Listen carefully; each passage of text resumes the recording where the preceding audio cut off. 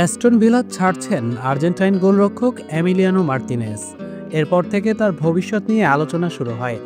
Atletico Madrid, AC Milan এবং Saudi ক্লাবগুলো আগ্রহী ছিল বিশ্বকাপ জয়ী এই গোলরক্ষকের প্রতি। তবে ইংলিশ ক্লাব ম্যানচেস্টার ইউনাইটেডকে পছন্দ মার্টিনেজের। এক প্রতিবেদনে এমনটা জানিয়েছে ব্রিটিশ সংবাদ মাধ্যম দ্য সান।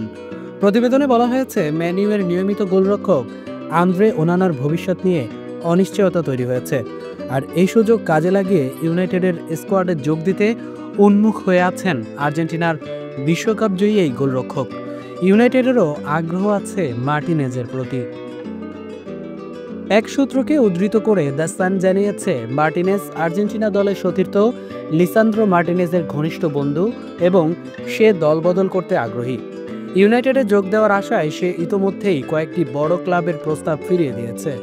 এছাড়া ম্যান ইউ কোচ আমুরিম নিজেও মার্টিনেজের বড় ভক্ত।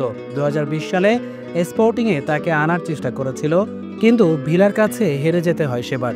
তিনি এমন এক দল গড়তে চান যেখানে নেতা এবং ক্যাপ্টেন সুলভ খেলোয়াড় থাকবে, আর মার্টিনেজ সেই চাহিদায় পুরোপুরি ফিট।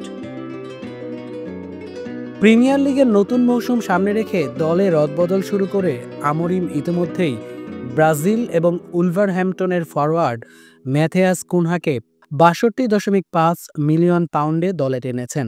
এবারেই পর্তুগিজ কোচ আরও একজন দক্ষিণ আমেরিকান খেলোয়াড় হিসেবে আর্জেন্টিনার বিশ্বকাপ জয়ী গোলরক্ষককে দলে টানতে পারেন।